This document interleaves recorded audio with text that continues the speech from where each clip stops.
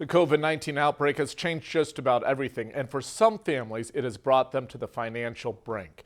Tonight, Jarrell Baker, though, tells us how a small gift from a local organization is helping out 5 of those families in Bell County. Fallon Rufus was working at a local bar and managing her own bartending business when the pandemic hit, changing everything. I've seen a tremendous decline in sales. It's not because of marketing or anything like that. It's just simply because the economy has been shaken. Out of a job for 6 months, she was unable to get rental assistance or unemployment.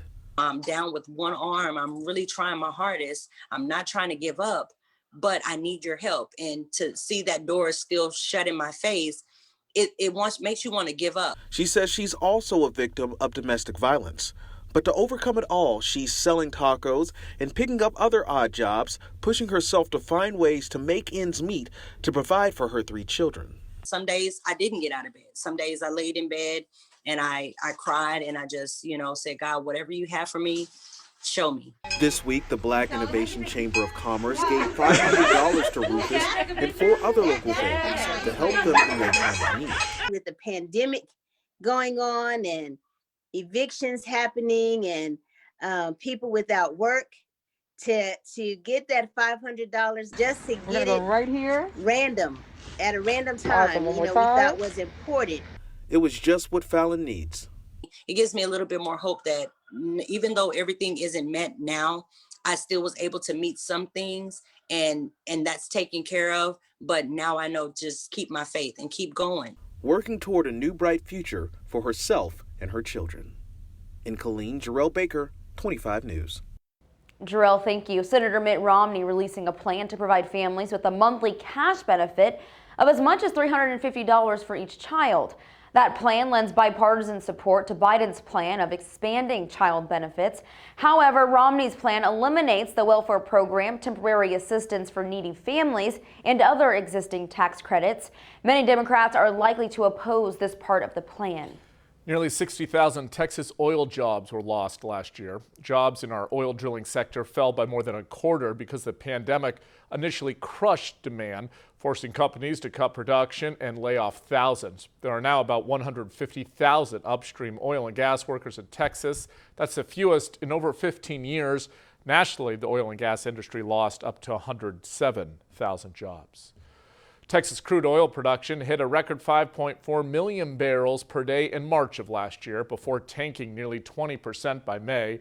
The number of drilling rigs in Texas dropped by more than 60%, hitting 155 in December. That is the lowest level since 1944. The Texas rig count bottomed out in August at 100. A local food truck is reopening its doors to the public after it was closed down due to the pandemic.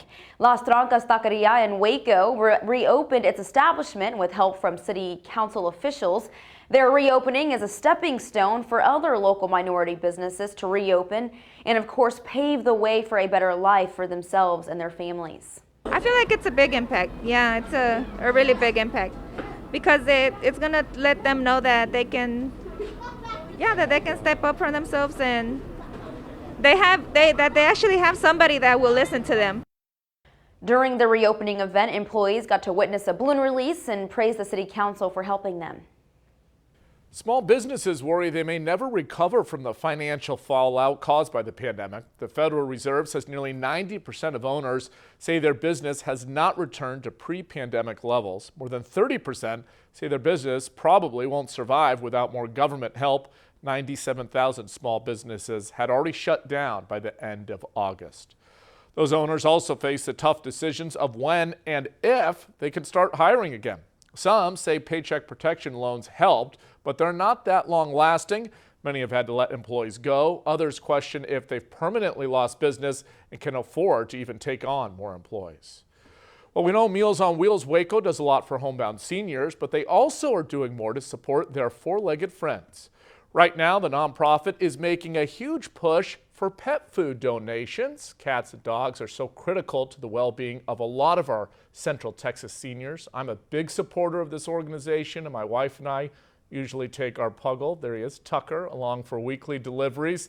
And listen, we get it. I know times are tight, but even if you can spare a few bucks, That goes a long way toward providing nutritious meals for our seniors and their pets. For more info, just go to the link on your screen. It's mowwaco.org, then click on donate. Again, anything helps. Switching gears now, let's check in with Chief Meteorologist Matt Hines. Matt, a beautiful Thursday.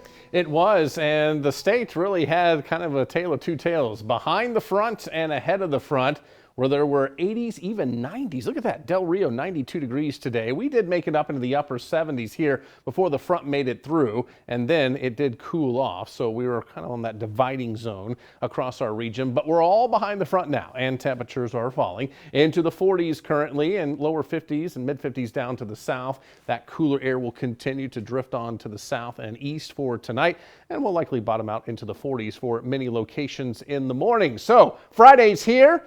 Let's get to that bus stop forecast. Temperatures will be into the 30s in the morning and a lower 40s as well. It will be a chilly start to your day. Can't rule out a sprinkle or two, but I think most of us will be dry in the morning. And then during the afternoon, high temperatures will make it up into the upper 50s. It will be nice and cool out there and pretty much right at normal for this time of year. And 59 is going to look warm to us compared to what we have in store for us in the 10-day forecast. I'll have that for you coming up. All right, thanks, Matt. The CDC forecasting COVID-19 deaths in the U.S. could climb as high as 530,000 this month. Despite that grim outlook, the agency's director says schools can safely reopen under the right conditions. Some teachers and faculty are hesitant about that, but experts say proper testing, social distancing, and ventilation have helped schools reopen successfully. None of these measures are perfect, but remember that there's a risk of COVID to kids out in their community, and schools that do this well are get those risks down and deliver better education. The CDC says teachers should be next in line to get the vaccine, but it may take a while for most of them to get their shots. As of right now, there are over 93,000 positive student cases of COVID-19. When it comes to teachers and staff, though, more than 53,000 have tested positive. A new study finds weekly rapid COVID testing can cut infections by 50% in high schools and 35% in primary schools. But the study notes social distancing reduces transmission by an estimated 88%. It also notes when everyone wears a mask, infections are cut by 40%. A string of big car burglaries leading to outrage in one local town. Next, a look at the surveillance footage that caught the thieves in the act. And President Biden allowing more refugees into the country. We'll explain.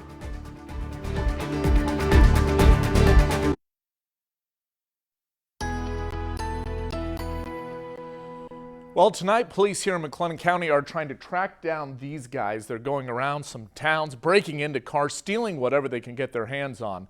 25 News' Joel Lopez with the story. It seems like every week we hear about yet another break-in. First homes, this time targeting cars in Lorena. These are supposed to be really safe communities, and we don't want our kids growing up in fear knowing that there's people walking around their houses at night. Burglars hitting not one, but multiple cars on both sides of Evelyn Drive and at least 8 houses all the way down Losac Road, and it was all captured on camera. Even though they didn't come into your home, it's always that thought of what's next. If they don't find what they want in your car, what are they willing to do next? Neighbors believe it's an organized crime. Many homes were equipped with motion-censored video cameras, which has helped piece the crime together. In them, you see a driver dropping off at least 2 people. The suspects on foot then go car to car to see which doors are unlocked. We thought that as long as the vehicles were locked, they weren't going in them. But this time, they're breaking into vehicles and they're taking things. They're taking things like tools, any type. They're taking things that are hand carried. Neighbors say they have called authorities and handed over the evidence, but they want to let whoever is responsible know they're not afraid to take matters into their own hands. I would never want to have to do that, but we are armed. You're essentially coming onto my property and threatening my family, and that's not okay. The Lorena Police Department says they're still searching for the people responsible, and if you have any information, call Crime Stoppers. You could receive a reward. Joel Lopez, 25 News.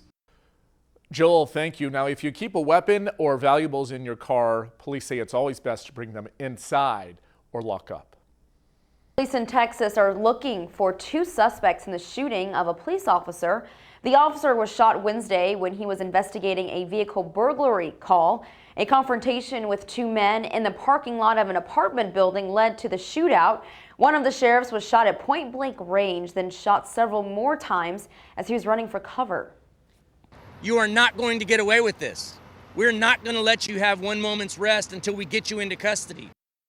Doctors are still treating that officer for his injuries. A Texas appeals court is delaying a second execution this year over claims that an inmate is intellectually disabled.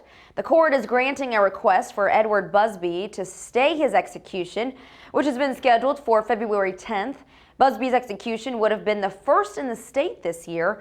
Busby is being condemned for the 2004 suffocation of a retired 77-year-old college professor abducted in Fort Worth. That Texas florist already charged in connection to the U.S. Capitol riots is facing new charges today. 3 new counts are being filed against Jenny Cudd, pictured there. One is obstruction of an official proceeding. It carries a possible maximum sentence of up to 20 years in prison. She asked the court earlier this week for permission to go to Mexico for a work retreat. The judge not responding yet to that request. Mexico no longer accepting families designated for expulsion from the U.S.-Mexico border because of a COVID-19 order from the Trump administration called Title 42. CBP says it has been used to quickly deport migrants at the border more than 380,000 times since the pandemic started. President Biden is announcing his intention to increase the amount of refugees admitted into the U.S. The Trump administration set a refugee cap of 15,000 for the current fiscal year. It's unclear how much the Biden administration will increase the cap, but Biden has pledged to set an annual admissions cap of 125,000. A doctor who spent his life helping cancer patients has now sadly lost his battle to COVID-19. A look at his life in Texas and his invention that helps improve survival rate. And it's hard to see out there, but there are a few clouds out there tonight, and I can't rule out maybe a sprinkle by morning, but I think most of us will be dry. We're going to be near normal tomorrow and for most of the weekend, and then we get to next week. We'll talk about that coming up.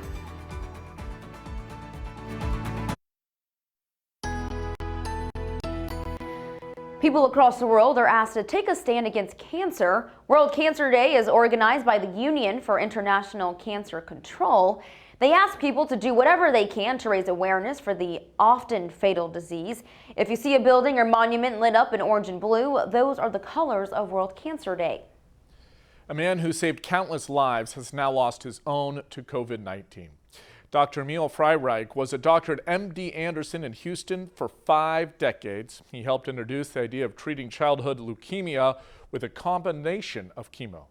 All the oncologists in the world, he decided to use his own plasma, realized the blood was involved, and combined chemotherapies so that children's leukemia went from 100% death to 97% life. The doctor invented the blood cell separator machine, helping to get bad blood out and keep the good blood in.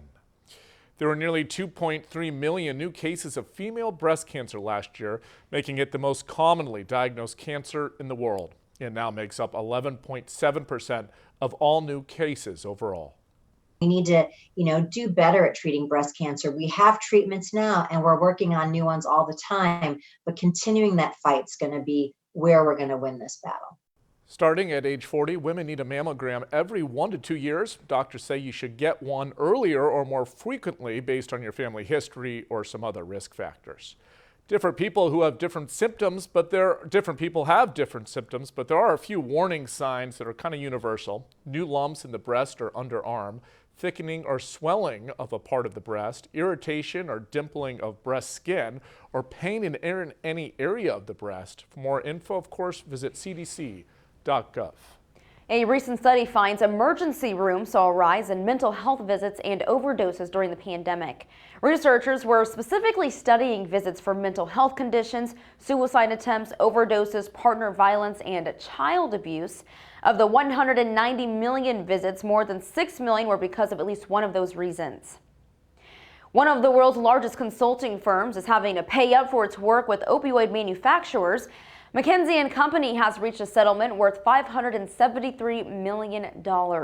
New York's Attorney General says McKinsey racked in millions of dollars by helping opioid companies market their drugs.